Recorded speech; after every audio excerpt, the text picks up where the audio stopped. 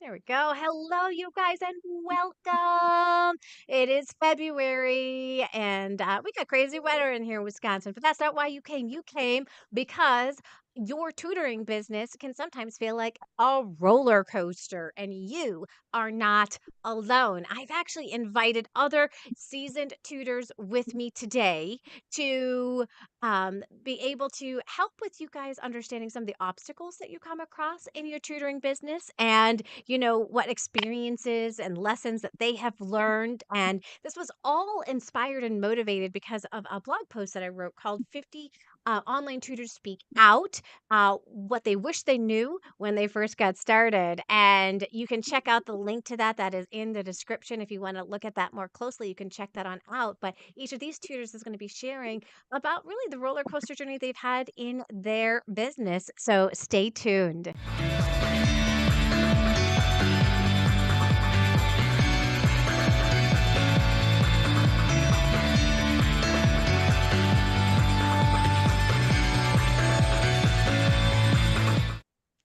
And welcome back. So quickly, we're just going to introduce the tutors that we have. We've got Wallace here who's joining us. Wallace, tell us a little bit about yourself and your tutoring business. Hi. I took a early retirement from teaching. I taught high school science for about 23 years, and I've started doing some independent tutoring and have decided to make the leap to doing this full time.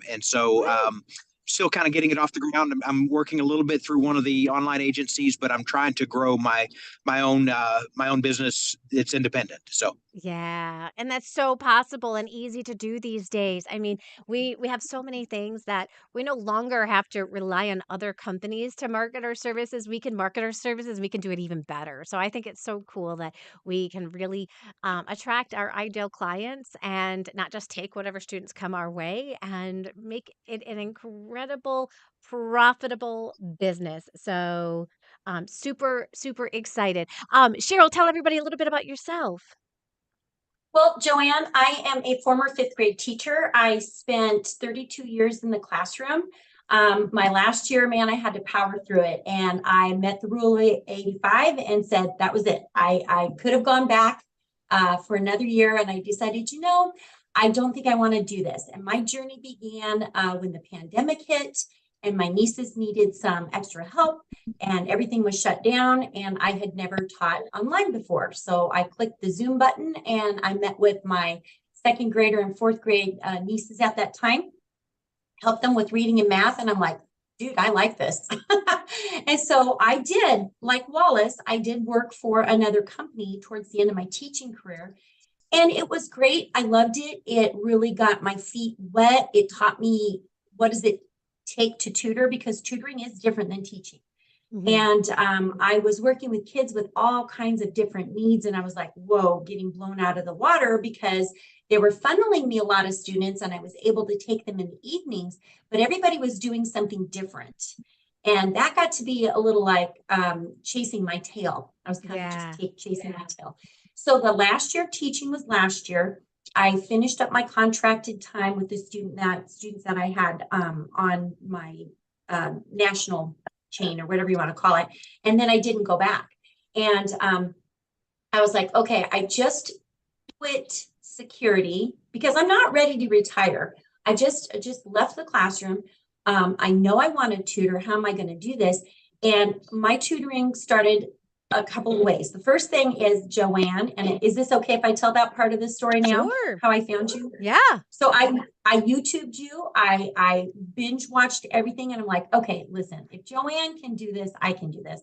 So I literally watched every video that you put out. I bought your amazing book.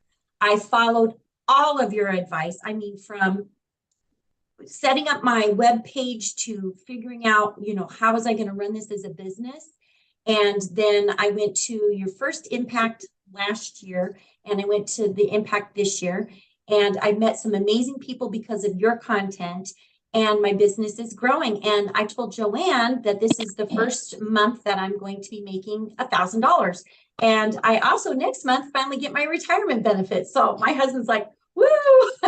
Yay! Oh, that's so exciting. And I love too that we don't necessarily need to retire either, as as teachers, like, it's like our health is just fine. We can still tutor. Our brains think there isn't anything that's not working on us that we can't still do what it is that we love to do. But now we get to get paid what we are worth. So even better. I love it. Right. What a good time to get out of the education system, my friend. Yeah, it was time. It was time for sure. It was time. Good. I'm so excited for you. And we've got Neelesh who is in the house. Neelesh, tell everybody a little bit about who you are. Hi, sorry, I've got a little bandwidth issue, so my video is off. But Sure. hi, Joanne. It's nice to connect with you again after a really long time. Yeah. It is nice to connect with Uh, you as well. yes, how did you guess my name? Because my name was TTC, my company name. You know what? You just get this eye to just know who people are.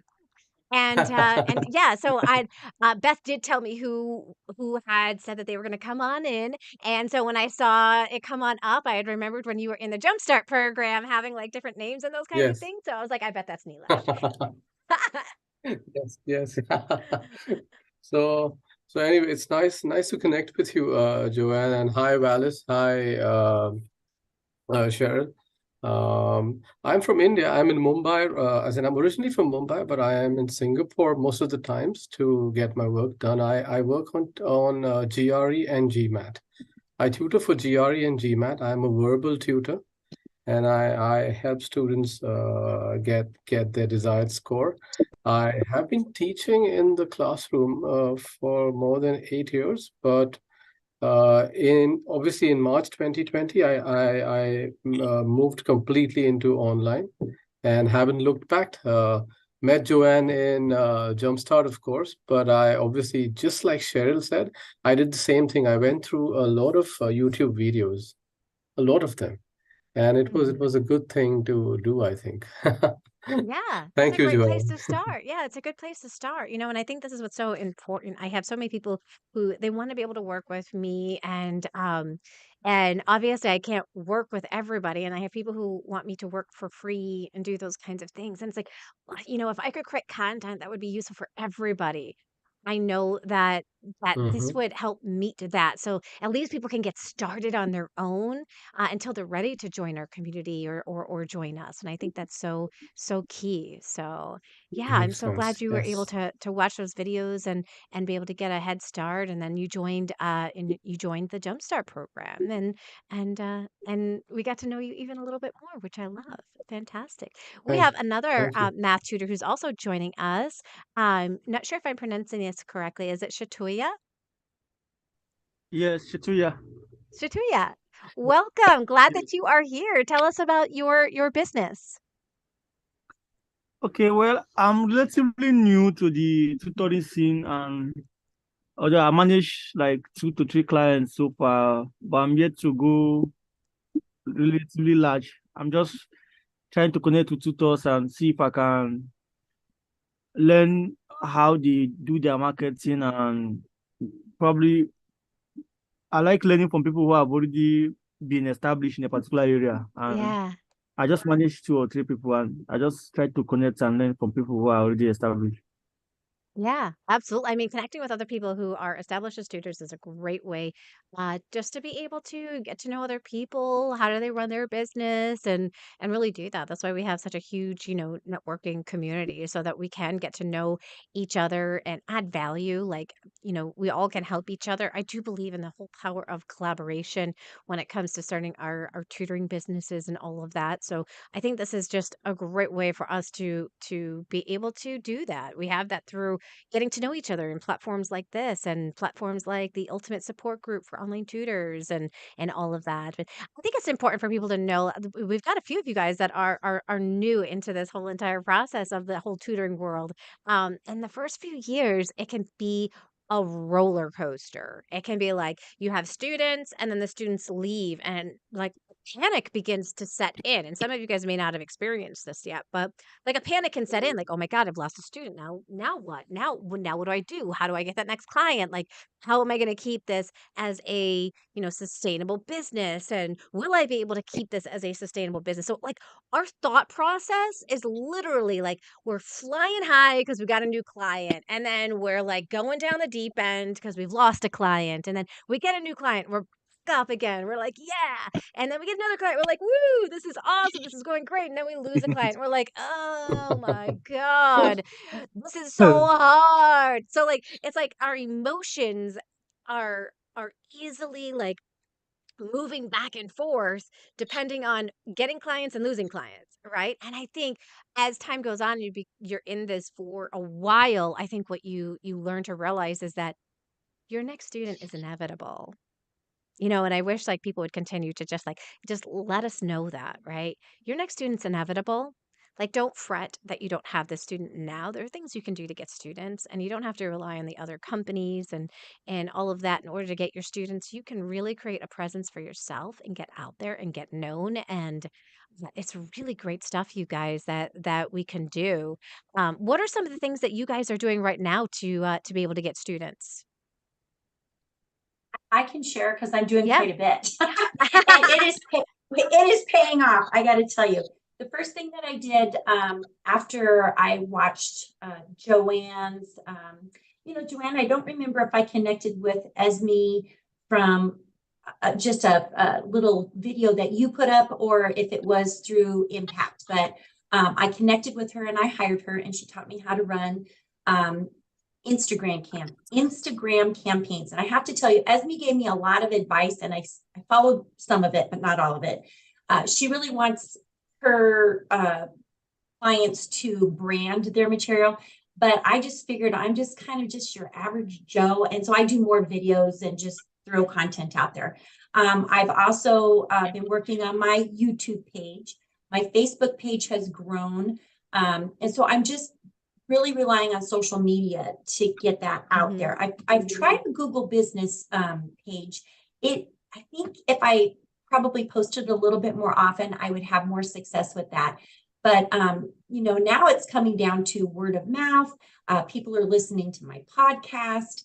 And so I think people connect with me for number one, tutoring services for their kids. But I also feel like I've got some followers because they've reached out to me personally that are teachers. And they're kind of looking like, well, how do I move on and get out of my teaching job? So just constantly posting things. And I believe I'm going to quote you, Joanne, add value. You want to add value. Yeah. And that is literally what you say. If you can add value, people are going to see you as a professional and they're going to want to work with you. And I just had a chat with Michael Gibbon this morning and he's going to be on my podcast. And we were just talking about being authentic and you're not for everybody. And I don't want to tutor everybody. I work with 2nd through 5th graders in math. Some of those kids ask me to help with reading and writing, and I'm happy to do it, but I market for math and it works. It works. It absolutely works. And I remember listening to you, Joanne, and you said, you need to niche down. You need to market for one area. And at first I'm like, I don't need to do that. I'm a jack of all trades, but nobody was listening to that. Right. So kudos to you. You gave great advice. I have followed it and it is working. Yay. It is definitely working. I love it. And it's so important. Like we don't have the budgeting of like big companies. So when we say I'm a jack of all trades, like there's a difference between people who are an employee and people that are self-employed. So an employee needs to put down all the things that they can do so that the people that are employing them know where they can place them. But when I'm self-employed, if I don't have a way to stick out, I get lost in the shuffle of everybody else, right? And I can't market to everything. A big company can market me for lots of different things. Like Sylvan's got a huge budget. They can market me for all of my different services, and then they can take the biggest cut that is ever out there. But um, honestly, like when it comes to that, um, they've got the money to budget. They can go on out there. They can buy Google ads and Facebook ads, and they can lose the money, and it doesn't matter. Can't put money into Facebook ads and Google ads and get it to convert because Yeah. I don't have that background knowledge to be able to do that, right? And Well, each and I even dollar that have, I put in doesn't equal a dollar out because I don't have other people that I'm outsourcing services for, right? And so the act that comes out of my pocket so it doesn't make sense to do that. So if I can though really start thinking about what is it that I do? How can I help people? How can I serve them? And I provide value and it's in one area, not 5 million different areas, people can actually hear me.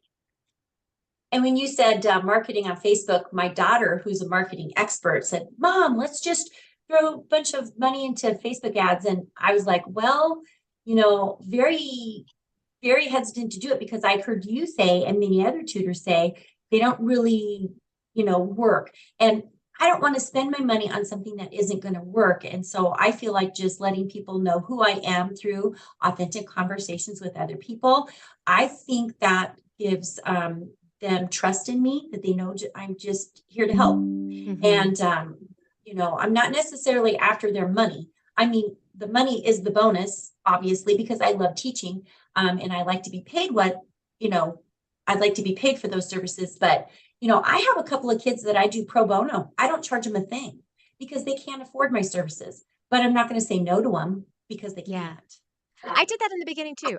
Although I did have to be really careful. And this is actually part of the roller coaster, right? Because in the beginning, like we've got some extra spots. We know that there are some kids that are less fortunate. And could I be using that time to be able to help them? Absolutely.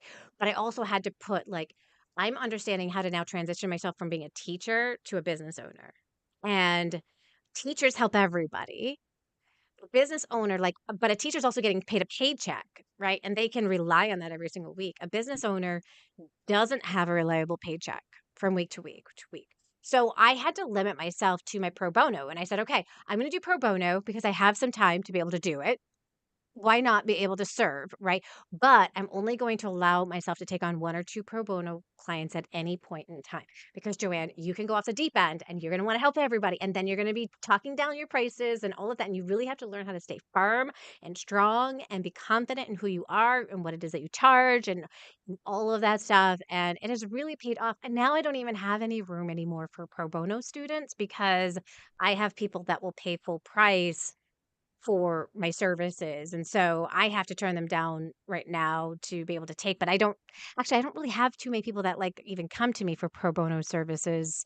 Usually the people that do find me and make it as far as a free assessment, they're ready to move forward. And I think that's Yeah, the and I beautiful have part. experienced that. I've experienced that too, that, once they get to know me, and to be really honest, this is a family that I've known since the Yeah. mom was in diapers. So I'm not Yeah. going to turn them down. If Yeah. somebody from the corner called and said, "Hey, I heard you do stuff for free," I'd be like, "Well, that spot's already taken," but and I Yeah. am getting better at saying, "No, this is my price and this is what you're going to get for that." And, Yeah. I think people just need to understand that it does take a lot of time to prepare for those lessons. And, each child is different. So if you have, let's say, Joanne, if you had 12 students, you're doing basically 12 classes that you're planning Mhm. for, and I'm sure you have more, but I'm just saying you still have to plan, even if you're using some sort of an online curriculum that is helping to support you, you still have to know, what have you done? Where, what has the student learned? Where are you going to fill in the gaps to move them forward? You still have to have your plan. And so that's still part of, you have to consider that when you're asking parents to Yeah. commit to you and figuring out your price point. Yeah, in fact, I've just started telling people that inside of my pricing. And I have inside of there that here's what you get for my services. You're going to get the 4 1-hour sessions, the 2 hours of planning time, and Because the planning time isn't just like creating lessons, it's even communication with the parents, right? Oh, So absolutely. at least I Yeah. can kind of build that on into the price and just say like sometimes they're going to use more of it, sometimes they're going to use less of it, but it's all going to work out at the end of the day, right? But at least they know like this is what they're getting for that time. And I also have some resources and tools they can use in between that I pay for them that they get access to. So I let them know like right out of the gate, like here are all the things that you're getting, here's the value that you're getting for the services. And yeah. How about you, Neelish? What are some ways that you have gone about getting some students for your business? Oh, well, for me, it was initially it began word of mouth because I was a tutor. I was a classroom tutor, and I was teaching for some exams in India. And then I obviously moved into GRE and GMAT. There are a few portals similar to Wisant which operate here, and that's where I began. I started getting clients there. After that, I launched my website and did a little bit of organic growth outreach on Facebook. I still have not started advertising. I'm not spending money on advertising. Would you say that's a good thing, Joanne? It depends on how Should you big it spend depends on your specific goals. Like I can't speak to your specific business right now, not knowing all the details of your business, right? So if my goal is Mhm, to like hire other tutors and make money through their services, then I might want to consider being able to go on up to doing some Facebook advertising. But I would definitely mhm, educate myself before doing that. And, mhm, I've hired other people to do it for me because 'cause I've played with it a lot. I would just start small, mhm, do the A/B split testing and see. But again, that would only be if I'm hiring other tutors and I have that extra money that I can be playing with, to do that. If I'm just doing the tutoring myself, I would stay clear away from it just because every dollar you mhm, invest might not pan out to be a student. And so it becomes mhm. really, I would say, economically tough for tutors that are solo tutors to go through that process. So without knowing Right, all those right, details right. of your business, it's hard to give feedback on how to do it. And I kind of want to keep to the entire YouTube live here, kind of Mhm, open to the mhm. average tutor that's finding us on this channel, which is usually that independent tutor. So don't want to get too much into like should people or Yes. should people not do that. If you're independent, I would say just definitely not. If you're looking to grow a little bit bigger, have other tutors, maybe now would be then the time. It all comes down into where are you at in your business, you guys, and I think this is so important because there's different stages of our business, and people don't take this into Mhm, consideration. We've got the startup stage. Do mhm, not invest mhm. in Facebook ads or Google ads in the startup stage. Okay. Then we have the growth stage. Your growth stage is really where you're beginning Yes. to develop that online presence and do that. Then we have the scale stage. Okay. So, scale Mhm, stage, if I was to use Facebook and Google ads, that would be the stage and the time to play with it because I've got extra money. Before that, correct. I'm just trying to survive. Mhm, I'm trying to replace my income. I'm trying to, so my mindset's in a different place. And I don't know about you, when my mindset's in that place, I don't want to gamble. And Facebook ads and Google ads can feel right, like a right, right. gamble. Yeah. Yes, Yeah. yes, yes, yes. True. That's Yeah, true. for Yeah. sure. So let's talk about that whole finances thing because this is the part where I think the roller coaster begins, right? Like Mhm, money, like how much money do we have in the beginning of our business? For me, I didn't have any mhm. like savings when I started my business. How about you, Cyril? Did you have any savings when you started your business? Well, yes, I have plenty of money, but I knew that I didn't want to spend it diving into a business that I wasn't 100% sure. Yeah. And so I started by buying a computer, which was a big ticket item. I bought a $700 computer. 3 months later, I was putting it in my bag to go to an in-home lesson. And I have a tile floor and it cracked the screen. So Mm. then I had to buy another one. And just buying a printer so that I could print off things. And I have to tell you, Joanne, I'm moving to online. I think it's cheaper for me to do it that way. But yeah, you Mm, have those business expenses. My website costs me money. Yes. My workspace costs me money. So this year I didn't, I mean, I had a little bit of a profit, but not what I wanted. So yeah, it is definitely a roller coaster. And then I had to figure out how was I going to bill these parents, and were they going to pay their bill? And that was a whole nother thing that happened. So Yes. And feeling like yeah. you're chasing your money down. I remember that piece of it. So you've got the expenses. We got two pieces there. We got the expenses and then the invoicing. So the expenses that you have at the beginning of starting a business. I mean, honestly, when it comes to starting a business, they're really low for a tutoring business Oh yeah. compared to like If any other unless business out there. But there yeah, are I don't expenses. have a brick and mortar. This is just my office in my Yeah. house, you know, and Yeah. no children work here in my house.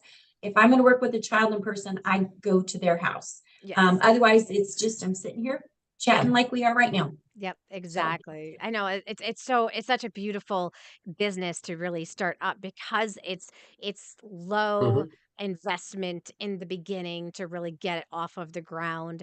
If I were to start a franchise or something like that, I would have to be putting in a lot of money. I'd have to be redecorating like an entire yes. workspace and all those kinds of things. Like there's a lot of expenses there, but with the online tutoring, like it's very low cost, which is good, but at the same time all the cost comes out of our pocket. It's not like we're raising money or funds in order to um, get our business up and going. Like other businesses, they'll reach out to other people so that they can get money to fund the startup year of their business. Whereas we don't really do that with our business, and so, but those are business expenses. So we do get to write those off. Those are things we need to run our business. And so we need to make sure that every receipt we save and we properly file so that when tax time comes, the government is not, they're going to tax you more now.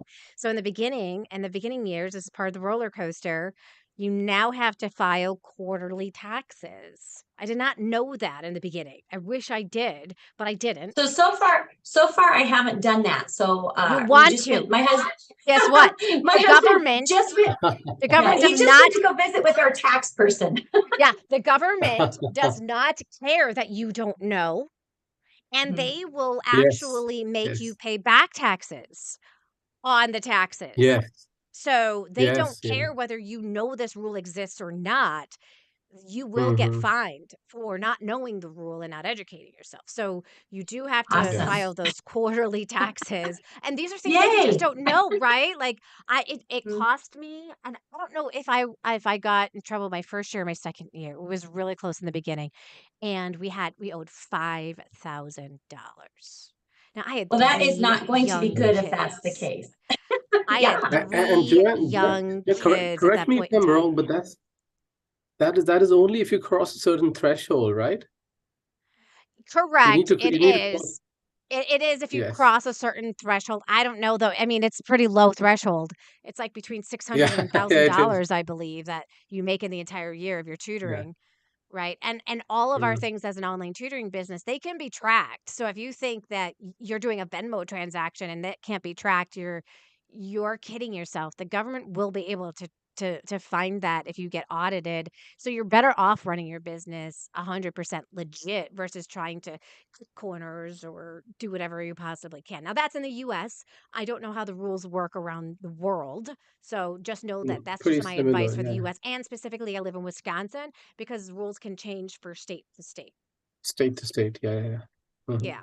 So you just want to make sure, but I'm pretty sure that your taxes, well, that's federal, so that's per country. So it's like you gotta pay them like Mhm. quarterly. Do not miss a payment.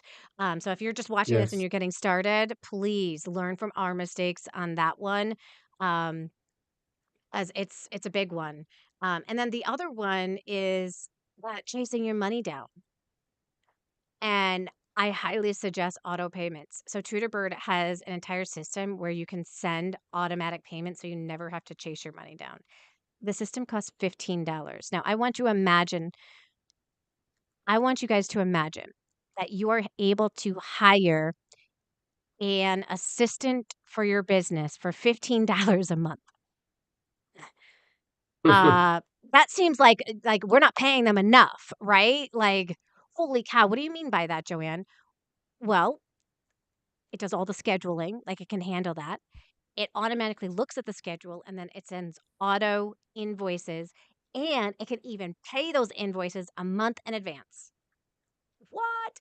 No more chasing down your money. So if you're really looking to automate systems, you guys, TutorBird is a sponsor of this channel. I am not suggesting TutorBird because they're a sponsor of this channel. They're a sponsor of this channel because I love them so much, right? And they know how much I love them and appreciate them. And I've been suggesting TutorBird before they were even a sponsor for this channel.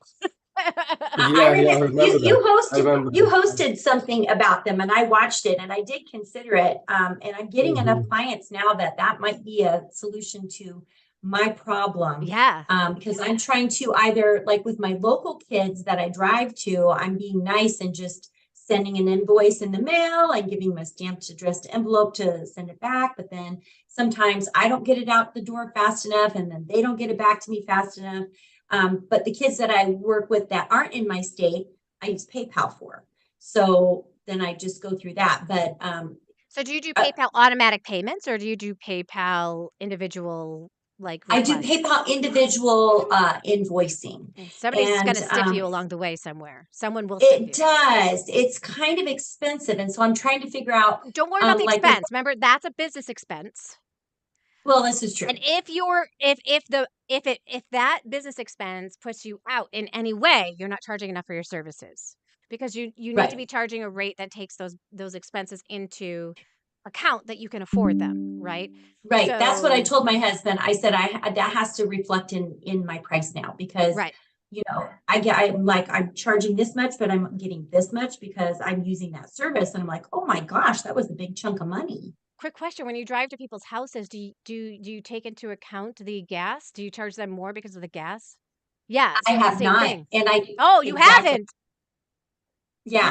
So haven't. again, you're exactly right. And that was the point that my husband and we had a serious conversation about this. Like, okay, I wanted to get my feet wet. I'm learning, and again, roller coaster ride and everything. Yeah. I wish I would have known.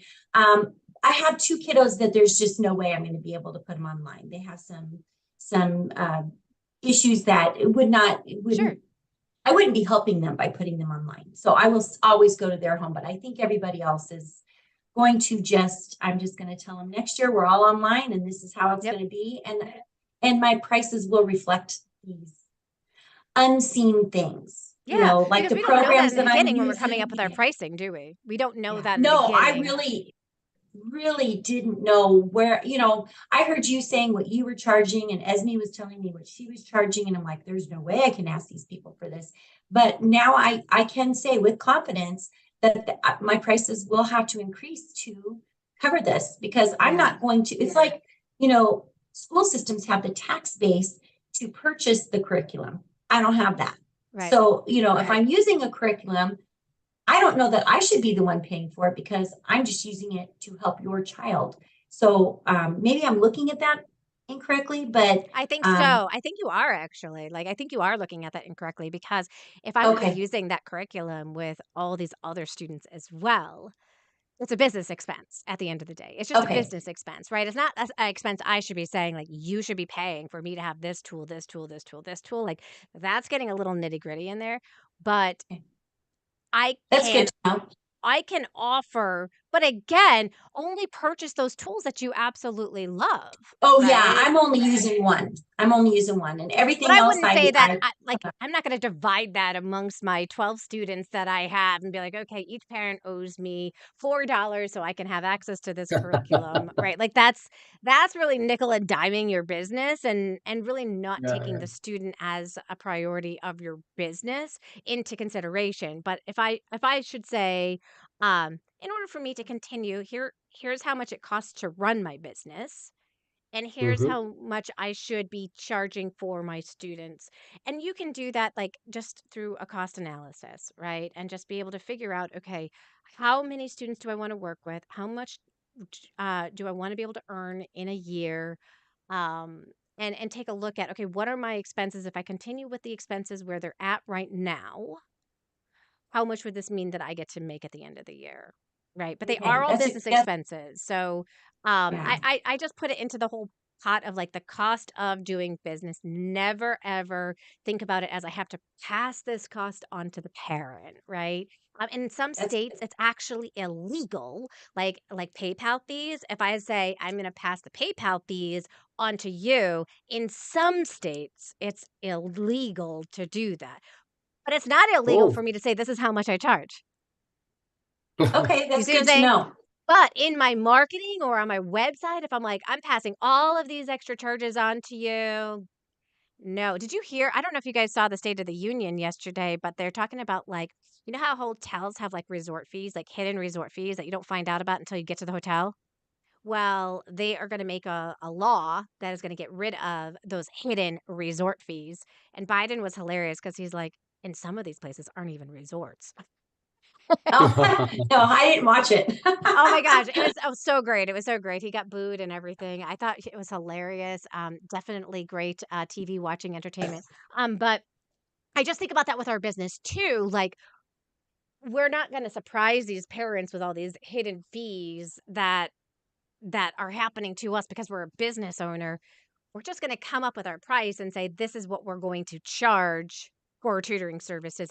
And know that if I get this many students and I'm charging this, I'm going to be able to make the amount of income that I want to be able to make. So you got to look at all of the numbers as a whole versus like every individual charge and thing. Like in schools, like we used to be able to save some of the receipts and like write off, I don't know, like $200. I don't know if that went up since I've Right. been in the school system, but we could do that kind of stuff. But when you run your own business, like, can you imagine if you went to some gas stations do this, and I totally won't go to them if they tell me they're going to charge me more to use my credit card, right? But most gas stations don't do that, right? They eat the cost of the credit card. And if you go buy clothing and use your credit card, the store is taking up that because that is the cost of doing business. They've already figured that cost into the entire formula so that it's not it's not a pain point for them, and they don't need to make it a pain point for their ideal client, right? Like, oh my god, are you kidding me? Like nobody else, no other tutor does that. Like why is this tutor doing this? So yeah, just be confident in what it is that you're charging and the services that you're providing and getting the results. And when you do that, you guys, it's golden. It's gold. I just raised my rates on up to 125, and I'm still Oh, not having any nice. clients saying no to my tutoring So services. is that Mhm. your per hour fee? Is that Hmm. what you're charging Yeah, for? Hmm. yes. Yeah. Yeah. So um, just know that if people want the result it is that you can get for their child, they'll pay it. They just Right. need Mhm. us to be able to communicate. It all comes down into the communicating. We're not very good at communicating in those first few years, which is what we kind of get that big roller coaster in the beginning, and we improve on it over time. We're able to keep our clients even longer, and really good things happen because of our business. But with the bad times and like financial stuff that comes, there's always the good moments as well. So what are some of the good moments you guys have been experiencing with your tutoring business? Um, Cheryl, you go first. Oh, yeah, absolutely. I started out with one student 9 months ago. I have 8 now, and 2 are lined up for the summer. And I'm super happy about that. I mean, it was a grassroots effort. Yeah. I did everything from putting up signs places, like I said, all of my social media, and it's working. So Joanne, I really appreciate your information. Like I needed to hear this from somebody else, that number one, it was possible. And all of your information is super, super helpful. So you, and like I said, Esme and Michael and several others have just been great to work with. Yeah, yeah. Such an Right. amazing community of people when you can get to know all the different individuals that can help and serve you and be able to get the results that you want. We are all here, you guys, to help you make money. We're not here to take your money. We're here to help you make more money, Yes, yes, I right? Like agree. that's our goal. because if I help you make more money, you now have the money to be able to take the next step and make even more money by learning this, and then make even more money by learning this, right? Like, we get to choose what we get to learn, and that is part of the excitement and the roller coaster ride, right? This is one of those ups. Like, no longer does somebody tell me I have to go to this training that I really don't want to go to. You know what I'm talking about. Or I have to sit in this meeting that I really don't want to go to, right? I get to choose, what do I want to learn now? I am in the driver's seat. And that still excites me. That still excites me. Like, when I learned about Chat GPT and all the things that it could do for my tutoring business, I was like, game on, I'm diving in. Let's go. Joanne, quick question. You think Chat GPT is better than Clubhouse?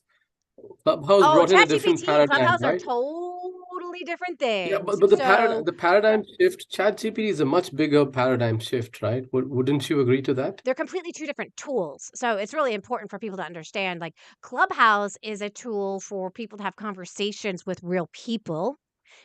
Correct. ChatGPT is your opportunity to collaborate on creating content and resources for your students through a text-based automated system. Mm-hmm. So I wouldn't be able to get clients. Like, I can create good content with Mm-hmm. GPT to get clients, but I can't have real conversations with clients on ChatGPT because it's an AI system. Right.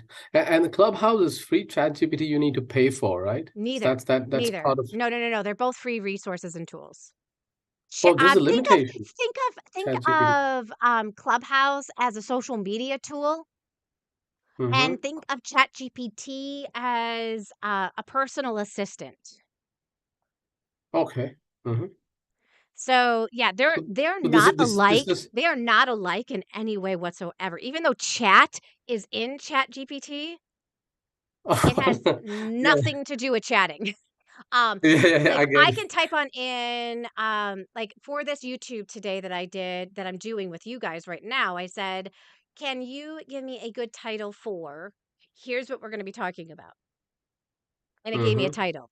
And then I said, "Can you give me some interview questions that I could use during this YouTube live?" And it gave me some interview questions. Mm-hmm. So it has nothing to do with actually, like, talking with real live clients or potential Mm-hmm. clients, or offering value that way. But it can help me in my content creation process. It can help me in creating resources and tools for my students. For example, yesterday I had a student who was really struggling with the AU pattern, knowing that it makes the aw sound. So I went to Mm-hmm. ChatGPT. I said, "Give me some AU words." It gave me Okay. aunt, it gave me audience, it gave me, now my brain doesn't think that fast sometimes. Like, when I'm on the spot Mm-hmm. like that, but with ChatGPT, it can be my second brain. And I can type that on my computer. It can be coming on up while the student is still engaged in the last activity. It's pulling it on up. And now I can say, "Okay, I've got some new words for you to try with this pattern in there," so that their brain can begin to see the pattern of that AU. So it can be a teaching tool that I can utilize. Clubhouse, not a teaching tool, right? Um, Mm-hmm. it's just Yeah, of conversations, course. live conversations. Conversation. ChatGPT is more like podcasting, except you're actually able to Mm-hmm. talk to the people that are inside of there. Mm-hmm. You mean Clubhouse, not ChatGPT, right? Clubhouse is where you can go on in Yeah. live and you're chatting with real people.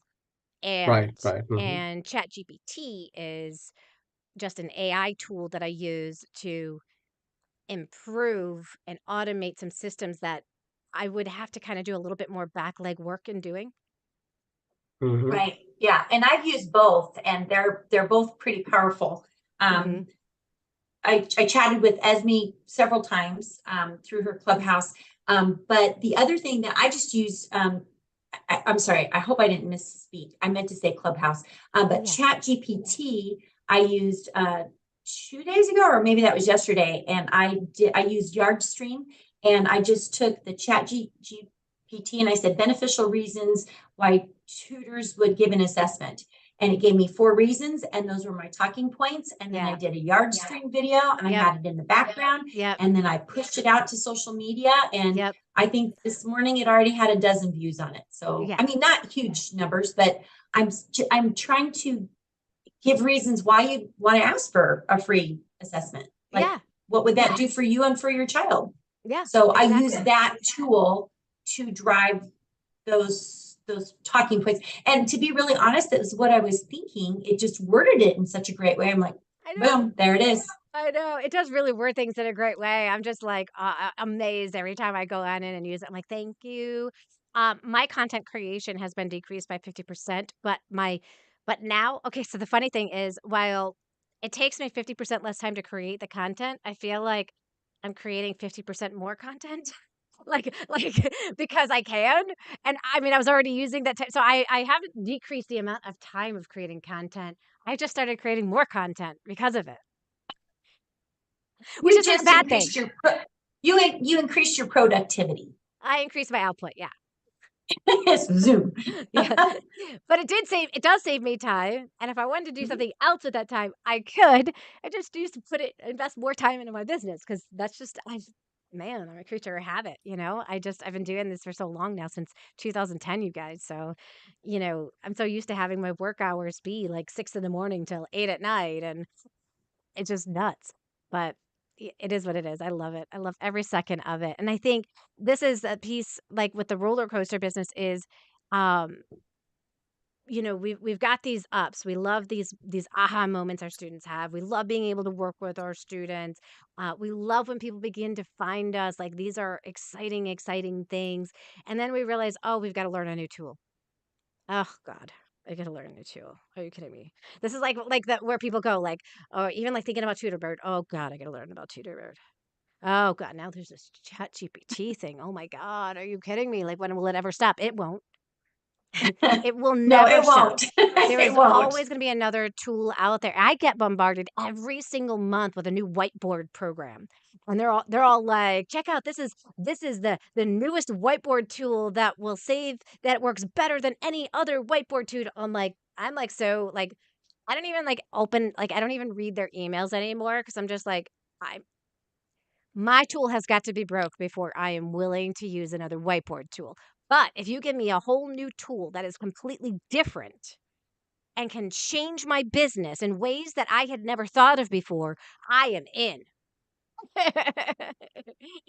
And I think that's what Chat GPT does for us. And I think that's so exciting. But there's always going to be new things to learn. There's always going to be new technology. They're only here to serve us and help us.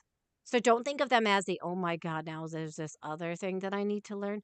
Hey, look, if you've got time to learn it, keep a learning list. This is what I always tell people. Keep a learning list. Don't stop learning, because when you stop learning, you're allowing everybody else to get ahead of you.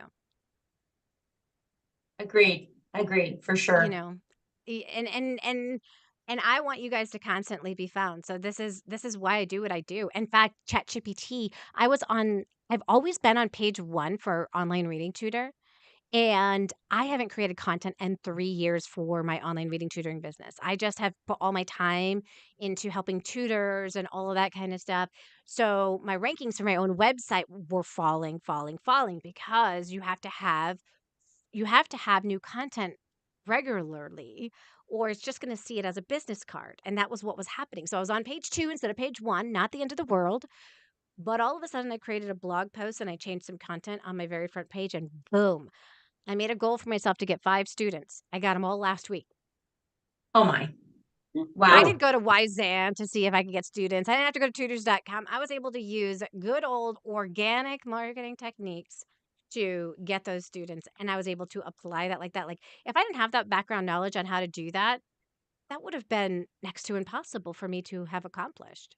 I would have had to rely on all those other ways that I'm giving a cut to somebody else or other businesses. And so investing in your own education will bring you leaps and bounds above everybody else. So huge. I would love to know from you guys, what advice do you have for people who are just getting started? Maybe they haven't experienced this roller coaster yet. What advice do you have for them? I can share if you want me to. Number 1, believe in yourself. Number 2, tell yourself every day that you can do hard things. And number 3, enjoy the ride. I got to tell you, it's just been a wonderful ride. And because I believe that I can do it, and because I find the resources, you know, I educate myself, it's happening. Yes. And it was a huge risk to leave a job that I loved so much, but I was ready for a change, and I just knew that I could make it happen. So I want to Yeah. thank you again, Joanne, for all of your information. Oh, you are welcome. I feel so blessed to be able to be making double what I made in the school system working half the hours. Like, I feel so blessed to have that opportunity to do that. And it opens me up for so much more creativity to do other things. And I just want to keep giving back because it is huge, and more teachers and tutors need to know that the opportunity exists and it's possible. How about for you, Nilesh? Oh, well, I would say I think you should try and explore if you can get a website ready. That's the first thing I think you should do. Even before you create if you've got a budget constraint, maybe you could start with a social media page like Insta or Facebook or LinkedIn. But certainly a website should be your go-to place for anyone who wants to know more about you. Yeah. I would Yeah, I say definitely that would believe be in that, and get clear on who it is you serve. I think Cheryl and I were talking about this right beforehand. Like, don't feel like you're going to serve every single student out there. I know you guys, you're like, oh, I'm an elementary teacher. I can teach reading, math, science, social studies, writing. Bring it. I can do it. Yeah, of course you can. But you can't market to all of those because you don't know how to market yet. Like, learn how to Mhm. market to one of the areas and then be seen as the expert in that field that people will go to you for, and amazing things will happen. So, get clear It on who is will. that ideal client you want and what topic do you want to teach, and how can you get results for your students. When you focus on that, everything becomes easier. I Mhm. shouldn't say easy, easier. Nothing about starting an online tutoring business is easy, guys. It's But not, it it's does not. get easier. But if they buy your book or join your club or your Facebook Yes. group, they're going to get what they need. And Yeah. you know, Joanne and I were talking right before we got you turned the recording on. Like, yeah, I would love to join your group. I'm not there yet, but I will be. I will be Yes. joining Insiders Club at some point. Woot woot. I love it. I love it. Well, so glad you guys were able to join us today. If you like videos like this, hit that subscribe, hit that like button, share it with somebody who could utilize information inside of here. Thank you, Cheryl. Thank you, Nilesh, for joining us today and sharing all your awesome wisdom with us. We so appreciate it. And you guys enjoy the weekend. Take some Thanks for having time me. to rest, relax, refresh, and do what you love doing. Enjoy the rest of your day, everyone. Bye.